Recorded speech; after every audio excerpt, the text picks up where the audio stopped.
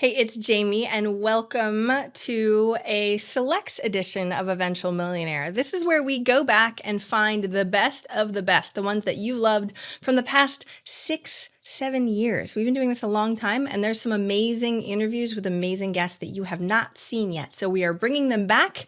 It is the selects edition. Let us know what you think, and I hope you enjoy. Potent advice and inspiration from real self-made millionaires. Welcome to the Eventual Millionaire with your host, Jamie Masters. Welcome to Eventual Millionaire. I am Jamie Masters, and today on the show we have Alison Prince. You can find her at AlisonJPrince.com. She's run an e-com company. She's even taught her children how to make a six-figure business as teenagers. Thank you so much for coming on the show today. Thanks for having me. I'm excited to be here. I absolutely loved the highlight reel that you sent me. So I need you to give me a bit of an update of what that highlight reel is, because you've had quite a few different businesses. I have. I started in the blogging industry because I wanted to figure out how to make money online. And blogging, as you know, you work for like 5 cents an hour for the first 3 years. And that really wasn't paying the bills. And so what I did is I decided to open up my first e-commerce business. But everything that I read online was that you had to have this huge inventory, right? And you had to have a lot of money to pay for that inventory. And as a mother of 4 and as a school teacher, yeah, that wasn't going to happen, right? So I looked around my office, my makeshift office. It was like a corner of a room. Everybody has one, right? And I found these leftover crafting supplies that were headed to the trash. So I decided to set up a site. I had a friend set up a site because I don't know how to do tech at all. And we put those vinyl sheets up online. Now, if you don't know what vinyl is, it's like a black sticky paper that you can cut out words. I didn't even have a cutter to cut out the words. So it literally was just sheets of vinyl. And I put them online and we sold out in about 2 hours. And I was like, yes, I've hit it. I've made it. I figured it out. And that was like $200 at the time. And I was like, that's the best thing ever. And so then it hit me, oh my gosh, I don't have anything to sell tomorrow. And so I went down into my basement and I'm rummaging through just anything I could find. And I found some leftover Gable boxes that held cookies in them from a birthday party. And so I put those up online the next day and they didn't sell. And I'm like, it's okay, 50-50. I'm still in the game. And then the third day, I put up another product, and I don't recall what it was, but they didn't sell. And at that third day, I'm like, that was just a fluke. I got lucky. I'm going to quit. And then I had this feeling of, Alison, you can't quit. This is part of your journey. You cannot quit. Don't quit. Don't quit. So I woke up the next day. I woke up at 4 a.m. to get everything ready. And that fourth day, I'd sold out of my product. So I had to realize, or I had to decide at that moment that entrepreneurship is literally a roller coaster ride, right? And was I going to get in the front seat of that roller coaster, or was I going to get out? There was no other option. And so I decided at that moment, I'm sitting in the front seat, my hands up, screaming, and I'm going on the ride. That takes guts, though, doesn't it? I mean, it really, especially when you had so much other stuff going on with kids, because we have all the excuses in the world to not ride that roller coaster. Even if you want the dream that bad, you had so much else on your plate. So much else, and a dog, and like diapers. And I remember I was nursing my baby and I had to learn how to type one-handed so that I could get all the typing that I needed to, right? And I'm like, man, I'm a good one-handed typer. So am I. The things mamas have to do that nobody knows in the background. Yeah, but the fact that you did it anyway, right? So how did you not have any excuses? Like, how did you not use your excuses? What made you actually go all in? So one of the things that I've learned is we have 2 voices in our head, right? This is not, we literally we're speaking to someone and then we have another voice that comes in is like, oh my gosh, do I have spinach in my teeth?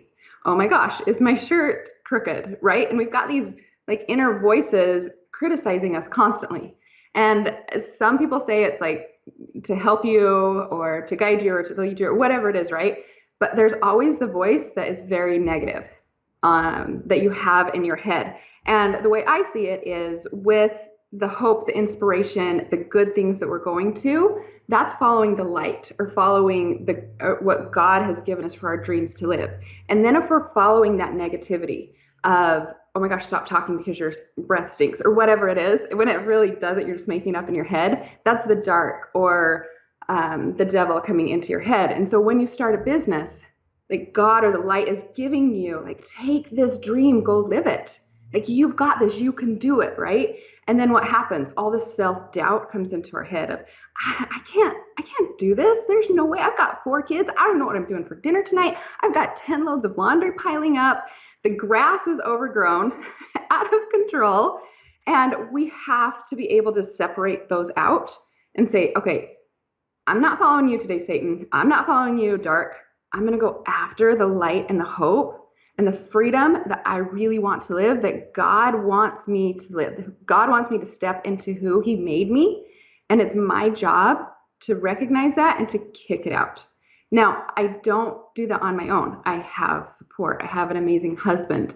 I have an amazing sister that I can call. And I'm like, I'm really struggling because I don't feel like I can do this. I've got imposter syndrome. I've got doubts. Can you help me? And now what we call it is, hey, and I'll call my sister or ask my husband. I'm like, can you hold my fear? Can you hold my fear while I step into who I'm supposed to be? And by just visualizing me lifting that up and handing it to them has helped me so incredibly much. Even in my stage or audience, I had to overcome stage fright quite a bit. And so they would come up to me and hold me and say, Mom, I've got your fear. Go be who you need to be. Wow. And so it's just like this mental game to help me separate it so that I don't listen to that. Yeah, because everybody has that stuff. Yeah. Yeah, right? Yeah. Yeah, and if I have broccoli in my teeth that the voice is saying, I'm like, you know what? I'm not going to listen to you. I'm going to go own that broccoli. Go own it. I know. I'm like checking my teeth right now. I don't think I have broccoli in my teeth. Right? Just making sure. My voice came up. Just checking. But you're right. Like, so the hard thing is that it feels very uncontrollable on what's coming in. And I love hearing that you care about your faith so much and that can lead you that way. But this idea of holding fear, like I want to give all the fear away, right? But how do they?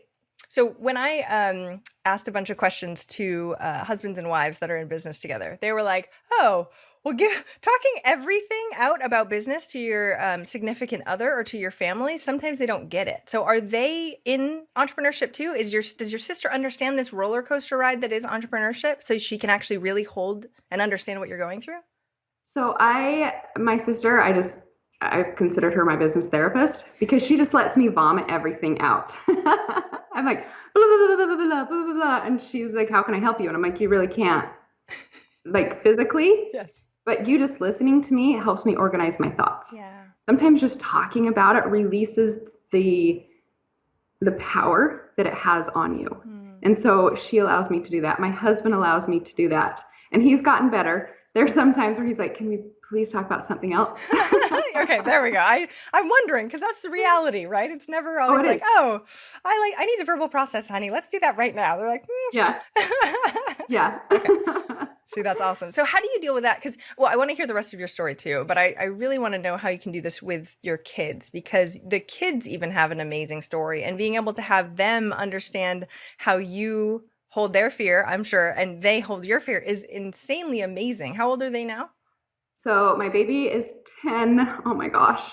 I can't believe it. He's the one that I was nursing, typing one-handed.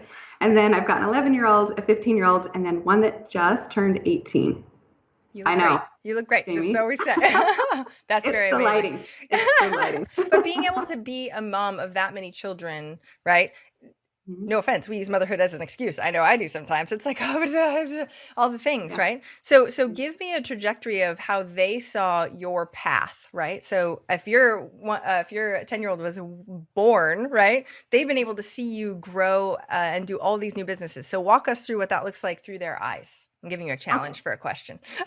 Perfect. I love it. So actually we did family pictures right before we moved to Puerto Rico. And we actually did pictures in our warehouse. And so back behind us, there's boxes. We're holding boxes. The kids are in the little, like the big U-line tote that has all the little popcorn pieces in it, like laying in it. And we went out and we got formals. And so we're wearing bling and sparkle and suits and ties just to represent what our family has been through over the last 10 years. we started shipping out of the garage, and then we started our first little warehouse, and then we got the next warehouse, and then we were up to a 30,000 square foot facility. And that's all they've known is they've known, okay, that you start, you take it step by step by step, and then that's how your business is built. It's none of this get rich quick crap that's out there, right? It really is about building day after day. I started making $200 for my first sale. I failed the next 2 days, but I'm like, you know what? I'm just going to keep going. This is what we're going to do. Let's go. And so they've learned that process of being able to start and not have like these big, huge reactions to whatever they start. Like when they start swimming, they know it's going to take time to build up. It's not like they're going to become Michael Phelps overnight. And so I just think the process of having them watch you go step by step, get over struggles and obtain your goals is so powerful in a family. And having them a part of it. I remember when I first got started, I couldn't afford models and we were selling these little girl tights. I didn't have little girls. My girls were 8 and 9 or whatever at the time, 8 and 10. And so I had to put my little toddler boys in little lacy girls tights and paint their toenails. And then they had their, what's it called? Cars underwear on underneath it. And I just needed a shot of their knees and below. And they, at the time, were like, yeah, we'll do it. Just don't show our faces, you know, and I want to respect them. And of course, that's awesome. As you get older. And so you learn how to use your resources of what you have at the time. I was going to ask you, how did they see your struggles? Oh, they were part of it. Awesome. You're like, I need legs. I need baby legs. Let's figure this out. They were part of it. And so I just took pictures of the knees down and I show them today. I'm like, guess whose legs those are? And they're like, they're my sisters. They are not mine. They will not accept it. How did you learn? They were part of the journey. How did you learn about all that? Because you've grown that was a multi-million-dollar business that you grew. By year 2. Yeah, that's insane. So how did you learn that quickly, especially with the limited amount of time that you had? So I think it's like when you go watch your kids play basketball and it's their team versus another team. And the other team's always taking shots, shot after shot after shot after shot. And then your kids' team, they're hesitant to take shots. And maybe over the whole game, they're only taking 2 to 3 shots, whereas the other team is taking hundreds and hundreds and hundreds of shots. The reason why I was successful is because I put an offer out every single day, over and over and over again. And then I'm like, oh, I guess if I lay down on the ground and try and take a shot, I know that's not going to go in, right? Okay, if I can get closer to the basket, those have a better chance of going in. So it was just that repetition of shooting, taking that shot, and being okay with missing and forgiving myself and kicking that inner voice out. That's like, Allison, you probably shouldn't have done that today, or you made a mistake, or you're not good enough. Like just kicking that out. And I'm like, I'm going to learn this. And so it was just day after day after day taking those shots. What do you think was the biggest pivot point of those shots? Because if you're doing it daily and it grew that fast, was there any pivot points that really made a huge difference? Yes, hiring. I thought I had to do it all, right? Like when you get started, you're like, no one knows my product like I do. No one can take pictures of a physical product like I do. They don't know the vision of it, and you're just talking yourself into so much. So actually it was during witching hour. Do you know what witching hour is? No. It's between 5 to 7 at night. Yes. When the babies kids are hungry. Oh, I remember. Yeah, you got homework going on, you got soccer practice going on, and it's just mass chaos. And I was in my, where I take my pictures, which sounds super fancy until you pull back the curtain. It's really my kitchen table when I first started, right? And the kids are screaming. Someone's on the piano, and my brother walks in, and he's like, "What are you doing, Allison?" And I'm like, "Oh, I just have to get these pictures taken to post." And he's like, "Why are you taking pictures?" And I was like, well, I thought that's just what I had to do. And he's like, "No, I love you, but you will not grow if you are doing everything. You have to hire a photographer." And so that was a pivotal point. Someone else looking at my business. My brother was my coach at the time, looking at my business and saying, "You're doing that wrong." And the guts for someone to say, "You're doing that wrong." And then for me to be able to adjust. I think we get so focused mean, that's why coaching is so powerful, right? It's because someone else can take a look at it and be like, oh my gosh, you're killing yourself. Knock it off. There's an easier way to do this. Knock it off. I like it. Yeah, it's usually like a knock it off, just stop it. But Yeah. you actually have to listen. So go you for actually listening to him instead of being like, no, it's fine, I can do it myself, because that's something else I've said more often than I probably should. No, I'm fine. Everything's fine, right? And then until you want to die because you're like, I can't take enough photos. So how does that work? So especially with your kids, I really want to get into the kid story because I know my daughter listens to the show every night. I know, and I want to give her this because it sounds like your kids have grit. And so you must have helped cultivate that. So tell me about their story, because what you wrote down here is just absolutely amazing. So when I started my first e-com, I struggled with a lot of one-hit wonder. Like, am I good enough? Did I just get lucky? And so I actually started another business on the side in secret to see if I could build another $1 million business, selling basically just a couple products. Right? As entrepreneurs, we like to challenge ourselves. I think I was just challenging myself. So when I hit $1 million, I'm like, okay, I know I can do this. And then my husband and I, we got to the point where our teenage girls were starting to sleep in. You know, teenagers they get up at 10 o'clock on Saturdays. They don't want to do their chores. And so my husband and I had this idea of, why don't we give an option for our children to start earning money, to set up their own business? Instead of just the all-encompassing, you've got to go to college to become financially independent, which we know that's a lie now, but to be able to give them options that we didn't have when we were kids. Like, the only option for me was you go to college. I did. I was a teacher and I qualified for food stamps, right? That's a fun story. And so we wanted to give our kids options, but we knew that if we said, hey, go start a business, they would be like, what? Mm-mm. So we actually gave them 3 options. And as parents, you know how you kind of help mold their choices a little bit? We're guilty of that. And so we said, okay, we're going to give you 3 choices. You can either move out of the house, you can do more chores, or you can start a business. And they're like, we want to start a business, right? That's the easy option for them, right? No one wants to move out or have more chores, so yeah. And then this is the point where people come back and they're like, Allison, you just probably helped them. I didn't, because I was running 2 multi-million-dollar businesses, right? I just gave them the framework, and they took the framework and they had to make this happen. They became responsible to their customers. They became, like, their customers were like, hey, where's my order? And they're like, oh no, we messed up. And so by me not helicoptering or my husband helicoptering, they were able to learn and set up the process. Did they make mistakes? Yes. Did they pout? Yes. Did they want to quit? More times than I can count.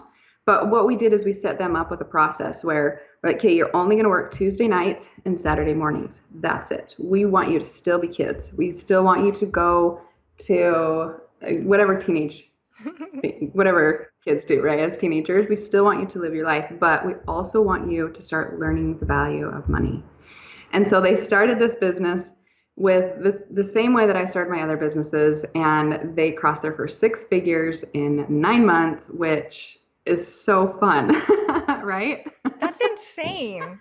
So wait, so let's talk about this a little bit, because and in e-com it's a little different anyway. But tell me what they actually did, because when people are listening to the show and they're like, if a teenager can make 6 figures in 9 months, what the heck am I doing with my life, right? So tell me a little bit about the brass tacks, especially if they didn't have tons of your help to be able to do it. So what did they actually do? What did they create? So the first thing they had to do was decide on a product. And this is where this part gets a little frustrating for me, because a lot of people think they have to have this brand new Shark Tank idea, right? They have to invent something. They have to go get patents and trademarks and all that kind of stuff. But there's so many products out there that are already selling. So why wouldn't you sell a product that's already selling, right? You know people already want it. You don't have to test the market as much. You do have to test a little bit, but not as much, because they're already selling.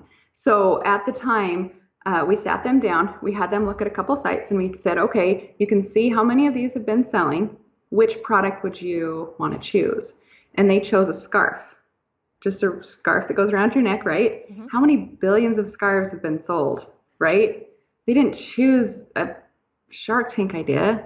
They just rode the bandwagon of scarves. and they sold those. So they did have to take a small loan out from us for $200 because I think they had like a quarter in their piggy bank. Yep. And we charged them interest because we're like, if you go anywhere else, it was like, I don't know, 1% to 2% interest. I thought I was hardcore. I don't charge mine interest. They do have to take loans, but I don't charge interest. Wow, that's awesome. Just little so they can see what interest So they know what it is. Exactly. Yeah. Exactly. Yeah. That's a good point. I mean, I remember being a small kid, and I would always have money underneath the plates because we had ATMs back in the day, and my dad would give me interest. So I was like, interest is, he'd give me like $2 every single time he'd borrow $10 and give it back. Right. And so I was just making money. I thought that's how the world worked, though. I was like, sweet, I'm just gonna, I mean, it does technically, but when you get a savings account when you're 15, it was like, there's just 2%. I get squat. I hate this, right? Anyway, but it taught the value of the opposite side of how interest really matters. And to me, maybe I'm doing my kids a disservice. I should be charging them interest. Sorry, continue. And just a little bit to show them if they go and get a credit card or if they go and get a car loan, it's going to cost you money. I know your story about how you were, $70,000 in debt? Yep. Good times. You had interest, right? Yeah, right? They need to learn this before they get a credit card. Valid point. Really, really important. Maybe I'll jack up the interest. No, I'm kidding. Right? But it is. It's like, imagine learning the lessons that it took us to adulthood to get slapped in the face with, to be able to learn at a young age. So you're already set up for the future. Like, how amazing is that? Totally. And so then, okay, it gets better, Jamie, it gets better. So then they have to overcome the self-doubt and this fear. They're about to launch their site. And that's when I'm like, okay, let me hold your fear. You've set it up. You know how to do this. You've watched me.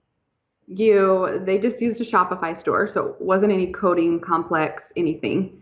They took pictures of each other and put it up on the site. They learned how to do inventory. And then Facebook ads, to this day, they still didn't do Facebook ads. They use influencer marketing. That's how I've grown all my businesses too. All my e-com businesses is through influencer marketing. So they had to figure out how to find the strength in them to go contact an influencer and say, hey, this is my product. This is why I think it's good. And this is how much I want to pay you to advertise. And so they got their yeses and plenty of no's, right? And then they went forward with it. And after that first sale, my daughter comes home. She's at school. I think they launched it at night and watched a couple trickle in. And then they came in from school that next day. And she was, my oldest at 13, was about in tears because she couldn't figure out how to open up her locker. She's like, Mom, I just can't get this locker open. And I'm like, honey, it's okay. Go look at your Shopify store. You just sold over $4,000 today. Why don't you pay someone to open up your locker for you?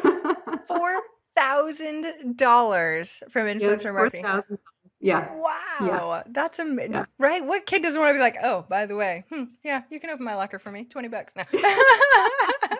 That's amazing. Confidence. Right? They didn't understand what $4,000 was. They had no concept. To them, they still had their quarter in the bank, right? And they were like, it was just, they couldn't figure out how much money that was. So we actually sat them down and compared it to babysitting hours and said, okay, babysitting, you're going to be making what, $5 an hour? How many babysitting jobs is it going to take you to make $4,000? And by the end of it, they were like, oh, that's too many diaper changes. And so they just threw themselves in, and then they just kept repeating the process over and over again. And I think that's something that entrepreneurs forget too. Sometimes it's the boring work and the repetition that actually creates a success. It's not some big, huge aha moment. It's by keeping consistent over and over and over. And we know that's the key to success, right? Is never stopping. And so they saw that over and over and over again. See, so teaching that to a kid is go you, because I'm so glad my daughter's listening to this right now, though I think she's going to want to sell some sort of product and have leverage and not do any service-based anything anymore, because both the kids do a lot of service-based stuff. But you're right, the amount of money that they can actually do versus the leverage that they can have is also a great lesson that they can learn now instead of later. My daughter's gonna be like, I need to make $4,000 the first influencer marketing thing I'm gonna do right now. Now she's got a set point. Oh no, which is a wonderful thing though. So when you're just tell her $200. For kids, it's those mini wins. Yeah. Like you have them make like $100, And then you go to Target and buy what, a $3 shirt, and then they build that confidence. You're setting them up like little mini wins instead of get to $100 in 9 months, right? Like if they don't do it, then they're going to feel like failures. You're just creating those little tiny wins that they can be like, yes, yes, I totally get this. I'm totally nailing this. I love it. So, and my daughter does door-to-door rosemary sales still. She goes, but it's so time consuming and she gets the door shut on her face a little bit. She's like, So it's great for grit, but how did you get your kids to not quit, or not get your kids, but how did they not quit? Because, especially for children, their, interests are very, fluid. I know mine were when I was little. I was like, I'm going to do this for a long time, right? Was it just the money feedback that they know that they could do it? Or tell me more about the No. annoyances of this. So they started in April, and we had them commit to the full year. They had to finish out the full year. And as parents, we knew that if we forced it for a long time and not let them be children, they would resent it. And so that next year, my daughter, my oldest, was like, I really want to do band. And I'm like, no. No. But she needed to learn who she really is, right? We give them this experience, and then they have to figure out who they are and what they want to do. So she actually took a break. There were still sales coming in. It just wasn't as much. But she wanted to take a break and figure out what she really wanted to do in life. She took some nursing classes at school and was like, no, not doing nursing. She took the music lessons, and she liked that, but it just wasn't her passion. And then what happened is when she was at a band camp, she came home and was like, Mom, school starts in a couple of days. I don't have any money to buy school clothes. Okay, this is the next part. When we, when they had the ability to start making money, this is going to sound so mean. No, I know where you're going with this. Say it. Just say it. I love it. We cut them off of all things but 4 things. We provide housing, food, schooling, and underwear. And they have to buy everything else. I love it.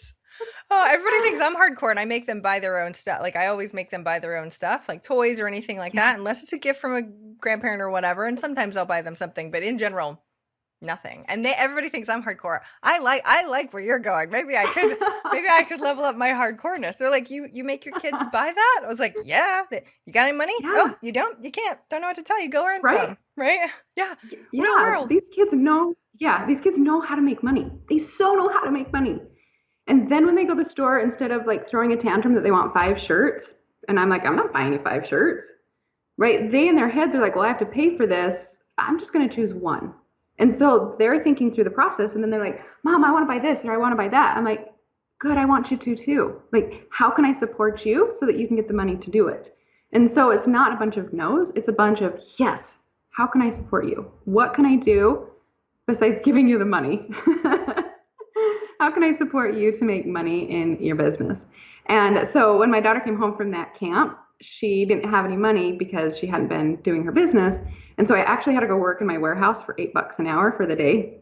And right after we went to Old Navy, and she could only buy a pair of pants. And she's like, I just worked all day long and I can only afford a pair of pants. And she looked at me and she said, yep, business is for me. I would rather make thousands of dollars than $8 an hour. I love this story, especially because it's very prevalent for me right now. Because I was trying to explain to the kids, most people work and make $8 to $12 an hour. So feel free. And they're like, but I should make them do it. I need to make my children do stuff. Okay. I love this. You do it, children. Because I don't think they have they go to an entrepreneur school, which is amazing, but I don't feel like they have the context. So of what real life is really like, people, right? And my son's made a lot of money, totally, but still it is. It's like, oh, this is the real world. Okay, here you go. But I'm sure being set up at 18 for having this as a history is huge. And for anybody listening that's stuck in their business right now and going, if a teenager can do it, right? And holding yourself to that, the pushing, I guess, or out of your comfort zone feeling, because everything's new for the kid anyway, but everything's new for you as a business owner. How do you keep pushing out of your comfort zone over and over and over again? Me personally, or for the kids? Actually, I want to hear from you. For me personally, Jamie, I'm not going to lie, it's hard. So I actually threw my first conference in March and I can't even throw a birthday party. I'm ask my kids. We go to Chuck E. Cheese and Costco to get a cake. That's awesome. But I had 250 paid people coming and then 50 staff and a few friends that were helping with this. And 3 days before that, the self-doubt, the insecurities just flooded me. And my team looked at me and they're like, "Are you okay, Allison?" And I said, "You know what? I'm not. Thank you for helping realize that there's something wrong." So I drove home and the whole way home, I just bawled and all that insecurity came over me. And I was watching Instagram stories and Facebook posts of people that were getting in their car from in states away to come see me. And I'm like, I got to cancel this. I can't do this. Who do I think I am? Right. And I look back at it now and I was just so overwhelmed with that. I know who I am. I know that I've created multiple multi-million-dollar businesses, but it's in those times of just sheer fear of acknowledging it and letting it all out. Just whatever you need to do, cry, run, whatever you need to do, just let it out, right? And so I cried all the way home and I got home. My husband looked at me, he's like, "Oh, what's going on?" And I said, "I can't do this. I can't. So he held me for a little bit. And then I just sobbed on his shoulder, sobbed and sobbed. And he looked at me and he put his hand up here and he pretended like he pulled it out and said, "Okay, there's your fear. It's gone. You need to step in to who you need to be.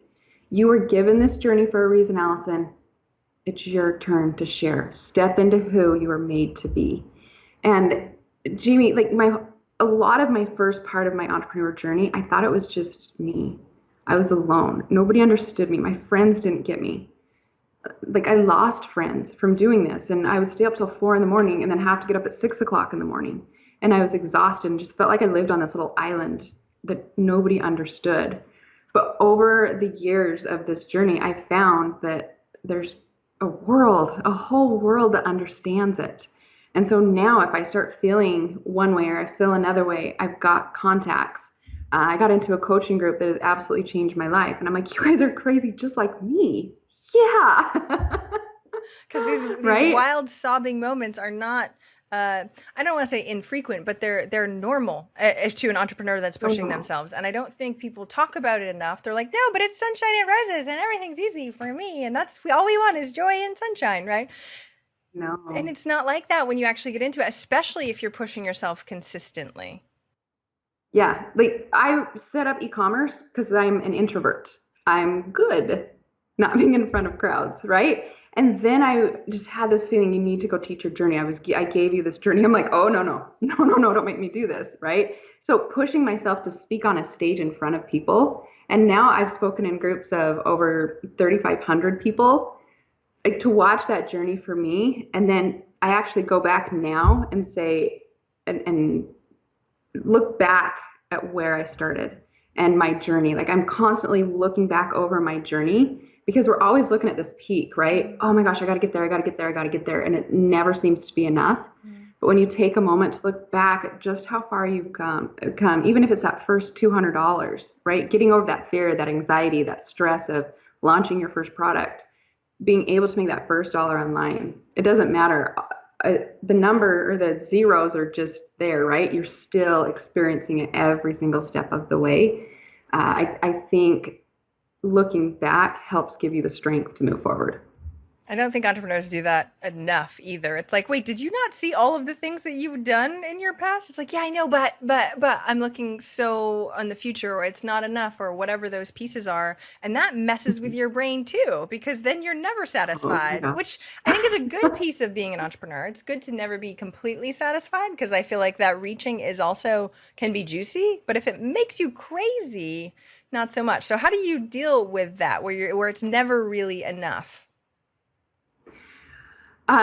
So this is a good a good question. My husband and I were with our financial advisor, and my financial advisor says, Allison, what's your goal? And I said, I want to double it. And my husband looked at me and he's like, you want to double it? Like, Allison, when's enough enough? You work a lot. And this is the point where I owned 8 businesses. I know, Jamie. I saw this in the notes and I was like, I've got data on that from millionaires too. So please tell me about this 8 business story, but finish your story. Don't do 8 businesses. Don't do 8 businesses because they all come crashing down at one time and on your plate, right? Oh, anyway. And my husband looked at me. He's like, Allison, why? Why do you need to double? This is good. And it was a big realization of me not, yes, I'm competitive with myself. I want to keep pushing. I want to keep growing. Alex Sharfin talks a lot about momentum. As entrepreneurs, we need to feel that momentum. And if we don't, we get like in these weird funks, right? But I've got to learn how to find momentum in other parts of my life, right? Like just moved to Puerto Rico, and I'm feeling so much momentum in my family because we're stuck on an island together. We don't have a lot of friends out here yet. And so what do? We go have dinner on the beach together, which is so amazing. And we get to watch our kids laugh and play, and it just brings us together. And so it's me helping find momentum in other parts of my life instead of just so money driven. Because as an entrepreneur, money's very trackable, right? We can see those numbers. 1 is 1. 1's not, oh, maybe it's 0.5 or 0.3. No, 1 is 1, and we can see that. And I was so focused on that number, and the number of where I was getting. Now it's changed differently. My numbers now include my family, how much time I get to spend with them. Another one is I've actually been teaching the last 2 years, which that's a whole new ballgame, and I have so much fun. Like they fill me when I get to see their success stories in a whole different way. Jamie, you know this. When we see someone go through these, I can't do this, Allison, I can't do this. And you're like, yeah, you can. And they make their first $1, their first 1,000, their first 100. And you get to watch their journey. It's a whole different thing. It's like watching your kids succeed at something they struggled at, right? Yes. Yes. You're like, impact. I helped somebody. This is amazing. Yeah. It's almost better than yourself, which is amazing. Well, so I just want to highlight what you say about the momentum piece and finding it somewhere else. Please, everybody that's an entrepreneur, please heed her warning on this, or not warning, but you know what I mean? Because I don't think, and even the type of personality that I was beforehand, I just move every couple of years and be like, okay, right? The energy has to go somewhere. So I'm just going to do this. Right. And then I started a business later and was like, oh, that's crazy. But it's the momentum feeling that really makes a difference. And you can find that, just so you know, people, in other ways that is not just business. We can be more well-rounded. Yeah. Anyway, so bucks over. Okay. Yes. So 8 businesses. What happened with those 8 businesses then? So I met a guy named Russell Brunson. Have you heard of him? And he's like, what are you doing? Everybody's heard about Russell. No. Yeah, I know. I love Russell. And he's like, you have 8 businesses. And I'm like, yeah, isn't that so cool? He's like, no, that's not cool. He's like, you're going so wide. Allison, go deep. Find your true passion and go deep. You'll be happier. You'll be able to move faster, and you'll probably make more. And I was like, but I don't know how do I do this? And so it was all about focusing in on what I truly love to do. And Jamie, I thought it was the numbers, but now the numbers have changed to how many people can I impact? And when I have that thought in my head, how many people can I impact? How many people can go from that stay-at-home mom position of feeling the paycheck to paycheck life, like one appliance breaking down, to having to go in debt for it, that fear? Like, how can I help those people? And I connect with a lot of moms because I'm a mom, I have kids, I talk about mom stuff all the time, right? So I connect with a lot of these moms, and helping them find that power inside of them to push out that fear and step into who they were meant to be. Yes, we're meant to be moms. That's the best job in the whole world, but it doesn't necessarily have to be our only job, right? We have been given so much, and part of our jobs as human beings is to change people's lives. Whether it's our product changing people's lives, whether it's our services changing people's lives, it is literally our obligation to help other people in this world. And so I found oh my gosh, so much joy in helping others that Russell really helped me to narrow it down and say, okay, I actually, that's not my passion over there. That's not my passion. So I narrowed it down to two main businesses, which I'm pretty darn proud of. And I can go deep with those and serve more people and get the students that I teach, I can just make more impact on them. And that's my goal now. And then the money just comes. Like people would say that and I'm like, you guys are crazy. You guys are crazy. But now I've seen it and I'm like, okay, they're not crazy. Totally true. Isn't it funny how we do that? Oh, when it happens to me, then I'll believe it, right? Oh, okay, great. You're right. Never mind. You're totally right. So what I also love though is you're helping moms and you're going to tell the story of your kids and impacting the next generations in regards to that too. The moms will show the kids what can be done, right? Instead of just being a helicopter mom going, you should do this, right? They're actually doing it with their own journey. And that's the best thing ever for kids to be able to see too. So you're changing the world. That makes it so much more heart-centered too, right? So it's not just about the numbers anymore. It really is impact for some other people. I love this. Okay. I could ask you. Yeah, go ahead. I'd want to say one more thing because I know a lot of people say you teach but you can't do anymore. But what we do is we actually go alongside and give case studies. So 2 weeks ago in Puerto Rico, because people are like, well, I can't ship. I live in Canada, or I live in an RV, or I live in a bus down by the river, right? And they have all the good excuses. And so I'm like, I'm in Puerto Rico. I can't ship from here. It's going to cost way too much to ship. So we created a product and we sold it. Then I went into my community and I'm like, okay, guys, this is how we set it up. This is what we did. These were our sale numbers. This was our order cart value. This was this. This was this. I'm still in there showing them how to do it all the time. So I can help keep breaking the excuses in their head that they can't do it. Yes. And so there are some people that still do what they teach, and I'm one of them. See, I'm speaking at Scott Volker's conference too, and he's in the e-com side too, and he does that too, because especially in the e-com space and how fast it moves, to have old data of like, well, we used to do it like this, right, and still teach it. When it's not, when change happens way too fast and current conditions of the market is very fluid. So I so appreciate you actually doing that, because that's showing them the real deal and that they can actually still do it now. That's awesome. I know we have to start wrapping up, and I'll probably have you back on the show again. We won't talk so much about children. We'll actually talk more about the actual e-com and what you do with your clients and all that fun stuff. But to wrap up, what is one action listeners can take this week to help move them forward towards their goal of $1 million? Well, I think with this topic, it's to find that person that can hold your fear for you. Because, Jamie, how many people do you talk to that they're stuck in their head? Like so many, right? 1 million. And no, every single one of them is stuck in their head at some point. Yes. We're entrepreneurs. Yeah. And if you can find that person to hold your fear, it becomes a whole new game. Okay. Then I usually don't ask you that follow-up question, but give me the tactics. Like, do you say, hold my fear, and then they just hold it and you just feel better? Give me a little bit more about like how you can reinforce that, or what do you actually do? This is the mom fluffy side of things, but it really works for me, and it's worked for a lot of my people. So for instance, Jared, my husband, he's around me a lot, and my sister, she lives in Utah now, so it's a little bit harder for her.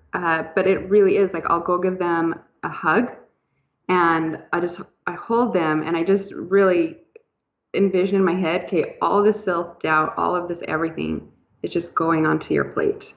It just, you hold this, and then I feel lighter. And once I feel that lighter feeling, then I start focusing on the positive thoughts that come into my head. And like some people are like, oh my gosh, that's so soft and fuzzy and whatever, but it works for me. And it has been so powerful. The things that I've been able to do when I literally say, Jared, take this right now. And maybe you're envisioning the word fear. Maybe you're envisioning that self-doubt. Maybe you're envisioning like this cape of something that's holding you down, and like you hand it to them.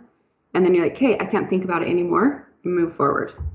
And then it's not like it's just a one-time deal. Like I'm constantly asking my family, hey, I'm doing something uncomfortable.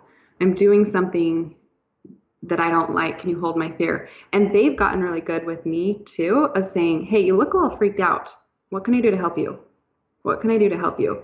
And you do have to have those people around you. And I have business friends now where I can call who are female moms that like my husband wouldn't understand. And I'm like, hey, I'm struggling with this. Can you help me with this? And then I'll talk it through. I don't necessarily say, hey, we hold my fear. Like they'll totally think I'm crazy. But I'll be like, hey, can you help me talk this through? And by talking it through with them, they're taking that thing that I was giving power, that fear that I was giving power, and they're helping me break it down. And so it doesn't bother me as much anymore.